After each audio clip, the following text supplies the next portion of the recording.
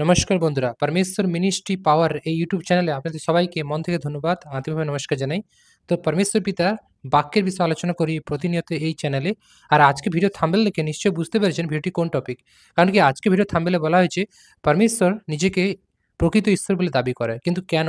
তো এইজন্য আমরা যাবো বাইবেল শাস্ত্রে আর এখান থেকে আপনাদেরকে বিষয়টা ক্লিয়ার করে দেবো। তার আগে অবশ্যই জানাবো চ্যানেলে নতুন দর্শক হলে চ্যানেলটিকে সাবস্ক্রাইব করবেন, পাশে থাকা বেল বাটনটিকে অন করে দেবেন পরমেশ্বর পিতার বাক্যের গভীর বিষয়ে আরো জানার জন্য। আসুন আমরা বচন শুরু করি। তো বন্ধুরা এই মুহূর্তে আমি চলে এসেছি বাইবেলে আর এখানে যিশাইয় ৪৫-এর ১৮ অধ্যায়ে লেখা আছে, কেননা আকাশমণ্ডলের সৃষ্টিকর্তা সদাপ্রভু স্বয়ং ঈশ্বর।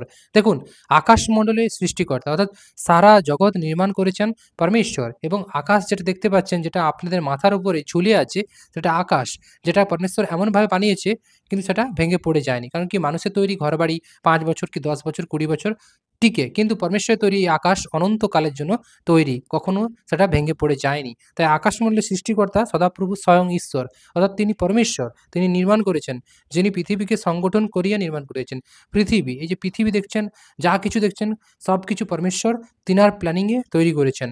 তাহা স্থাপন করিয়াছেন ও অনর্থক সৃষ্টি না করিয়া বাসস্থানার্থে নির্মাণ করিয়াছেন। দেখুন, মানুষের থাকবার জন্য যে আজকে ঘর, সবকিছু কিন্তু পরমেশ্বর প্ল্যানিং, যে মানুষ এইভাবে থাকবে, বাঁচবে, এভাবে জীবন জীবিকা চলবে, এইভাবে সব পরমেশ্বর বানিয়েছে জগৎকে। তিনি এই কথা কহেন, আমি সদাপ্রভু আর কেউ নয়। অর্থাৎ পরমেশ্বর বলে, আমি ঈশ্বর আর কেউ নয়। আমি গোপনে অন্ধকারময় দেশের কোন স্থানে কথা কই নাই। আমি যাকবের বংশকে এই বাক্য কই নাই যে তোমরা অনর্থক আমার অন্বেষণ করো। অর্থাৎ পরমেশ্বর গোপনে কথা বলে না। তিনি যা বলেন ক্লিয়ার বলেন, এবং একবার বলে আমরা ২ বার শুনি। পরমেশ্বর বারবার বলে না বা ২ বার বলে না। পরমেশ্বরের মুখ থেকে একবারই আশীর্বাদ আসে বা একবারই সবকিছু আসে যা আপনি চান। তার জন্যই বলে যে তোমরা আমি অনর্থক কথা কই নাই, বা অনর্থক মানুষ আমার অন্বেষণ করে বা খোঁজ করে। কোন মানুষ অনর্থক পরমেশ্বরের সন্ধান করে বা পরমেশ্বরের পিতার বচনকে নিয়ে চালায়, এটা এমন নয়। আমি সদাপ্রভু ন্যায্য বাক্য বলি, সরলতার কথা বলি। পরমেশ্বর বলছে, আমি সদাপ্রভু সবসময়ের জন্য তোমার কাছে আছি।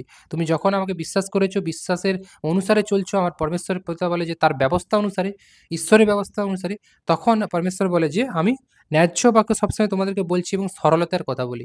অর্থাৎ পরমেশ্বরের যে পথ, পরমেশ্বরের যে বচন, সেটা সরল, সেটা জটিল নয়। কিন্তু মানুষের তৈরি সিস্টেম, মানুষের তৈরি যা কিছু দুনিয়া দেখছেন, সবকিছু জটিল, কুটিলতায় ভরা। কারণ কি সবকিছুর মধ্যে মিথ্যা আছে। কারণ কি এটা পরমেশ্বরের ওয়ার্ডে আর নেই। এটা অন্য কারোর ওয়ার্ডে গেছে। তাই পরমেশ্বর বলে, তাদের মধ্যে হইতে উত্তীর্ণ লোক সকল তোমরা একত্র হইয়া আইসো। যারা অনর্থক পরমেশ্বরের সেবা করে ভাবে, তারা আসো পরমেশ্বরের কাছে, একসঙ্গে নিকটে আইসো। তাহারা কিছুই জানে না, যাহারা আপনাদের প্রতিমার কাষ্ঠ বইয়ে বেড়ায়। অর্থাৎ সেই সব ব্যক্তিদের কথা পরমেশ্বর বলল, আইডেন্টিফাই করলো, চিহ্নিত করলো, যারা মিথ্যা দেবের উপাসনা করে, যারা মিথ্যা দেবের উদ্দেশ্যে ধূপ চালায়, সেই সব ব্যক্তিরা, তারা কিছুই জানে না। যারা প্রতিমার কাষ্ঠ বইয়ে বেড়ায়, অর্থাৎ প্রতিমাকে নিয়ে ঘুরে বলে এটাই আমার ঈশ্বর, এটাই আমার সবকিছু, তারা ভুল জানে। পরমেশ্বর বলে যে তারা কিছুই জানে না। যাহারা এমন দেবতার কাছে প্রার্থনা করে যে পরিত্রাণ করতে পারে না। অর্থাৎ পরমেশ্বর বলে যে পরিত্রাণ করার মতো কোনো দেবতা নেই। তারা যাদেরকে দেবতা ভাবে, ঈশ্বর ভাবে, তারা কিন্তু কেউ ঈশ্বর নয়। তারা এমন দেবতার কাছে প্রার্থনা করে যে পরিত্রাণ করতে পারে না, যে উদ্ধার করতে পারে না সমস্যা থেকে। তোমরা সংবেদ দেও, কথা উপস্থিত করো। হ্যাঁ, সকলে পরস্পর মন্ত্রণা করুক। পূর্ব হইতে এ কথা কে জ্ঞাত করিয়াছে? যে তোমরা তাদেরকে বলো, তোমরা কেন মিথ্যার উদ্দেশ্যে ধূপ চালাচ্ছ? তাদেরকে চেতনা দাও। তারা যদি মন ফেরায় পরমেশ্বরের কাছে আসে, অবশ্যই পরমেশ্বর তাদেরকে আশীর্বাদ করবে। বলছে, সেকাল হইতে কে সংবাদ দিয়াছে, আমি সদাপ্রভু কি করি নাই? পরমেশ্বর বলছে যে আমি সদাপ্রভু তোমাদের জন্য সবসময় সবকিছু করতে আছি প্রতিনিয়ত। পরমেশ্বর প্রত্যেকটা প্রাণের জন্য, প্রাণের পিতা পরমেশ্বর পিতা, তিনি করতে আছেন প্রাণের জন্য। আমি ব্যতীত অন্য ঈশ্বর নাই। বলে আমি কি করি নাই? আমি ব্যতীত অন্য কোনো ঈশ্বর নেই। আমি ধর্মশীল ও ত্রাণকারী ঈশ্বর। পরমেশ্বর বলে যে আমি ধর্মশীল, সদা সবসময় সত্য বিষয়ে মানুষকে বলে, বা পরমেশ্বর ধর্মশীল এবং ত্রাণকারী, উদ্ধারকারী ঈশ্বর। আমি ব্যতীত অন্য নাই। পরমেশ্বর বারবার বলছে যে আমি ছাড়া অন্য কেউ নেই। অনন্ত ব্রহ্মাণ্ডের সৃষ্টিকর্তা, স্রষ্টা আমি। হে পৃথিবীর প্রান্তর সকল, আমার প্রতি দৃষ্টি করিয়া পরিত্রাণ প্রাপ্ত হও।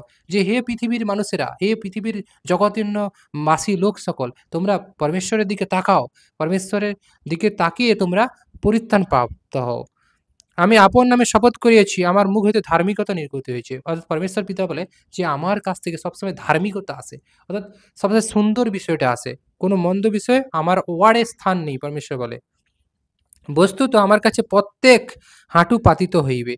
আর পরমেশ্বর বলে যে, আমার মুখ থেকে ধার্মিকতা নির্গত বেরাচ্ছে, যেটা সবসময় কি জগতে আসতিছে, আর যা ফিরিয়ে আসিবে না। অর্থাৎ পরমেশ্বরের কাছ থেকে যেটা আসে, সেটা ফিরিয়ে যাবে না পরমেশ্বরের কাছে। বস্তুত আমার কাছে প্রত্যেক হাঁটু পাতিত হইবে।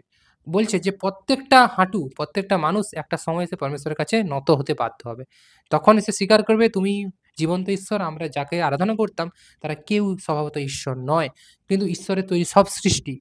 তাই মানুষেরা সৃষ্টির কর্তার মানে আরাধনা করছে না। কিন্তু সৃষ্টি বিষয় নিয়ে আরাধনা করছে। তারা ভাবে এটাই আমার ঈশ্বর, এটাই আমার উদ্ধারকর্তা, এটাই আমার পিতা, এটাই আমার রক্ষাকর্তা। কিন্তু না, মানুষের তৈরি সবকিছুই কি পরমেশ্বর বলে তারা কিছুই জানে না, তারা কি করিতেছে।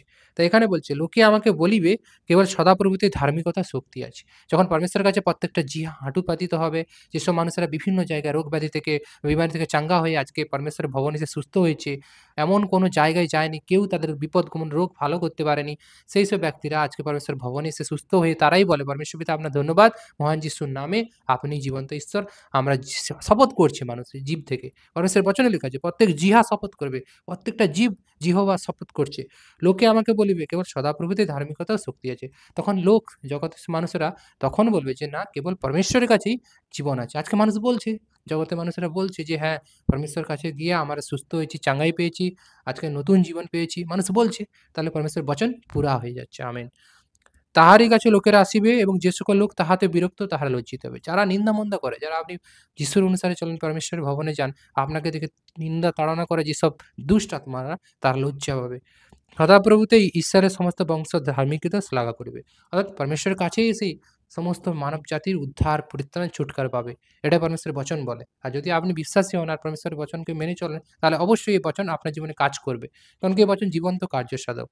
যে মন থেকে শুনেন এবং বিশ্বাস সহকারে এই বাক্যর দ্বারা চলেন, তাহলে আপনি প্রকৃত পরমেশ্বরের সেবাকারী হবে। প্রকৃত ঈশ্বরের আরাধনাকারী হবে। জগতের মানুষের মতো লোক দেখিয়ে ভণ্ডামি করে ঈশ্বরকে পাওয়া যায় না। ঈশ্বরকে পেতে গেলে আপনাকে অন্তঃকরণে আত্মাতে আগে শুদ্ধ হতে হবে। তখন আপনি পরমেশ্বরের কাছে প্রার্থনা করুন এবং পরমেশ্বর বাক্য অনুসারে চলুন। তখনই আপনি পবিত্র পরমেশ্বরের আশীর্বাদ যিশুতে পাবেন এবং যিশুকে গ্রহণ করতে পারবে। তবেই মানবজাতির উদ্ধার, ছুটকারা। তাই ধন্যবাদ পরমেশ্বর। আজকে অনেক বিষয় শেখালো। বিষয়গুলো আপনাদেরকে পারফেক্ট লিডার তৈরি করবে। ধন্যবাদ পিতা। সবাইকে আশীষ করো। যিশুর নামে আমেন।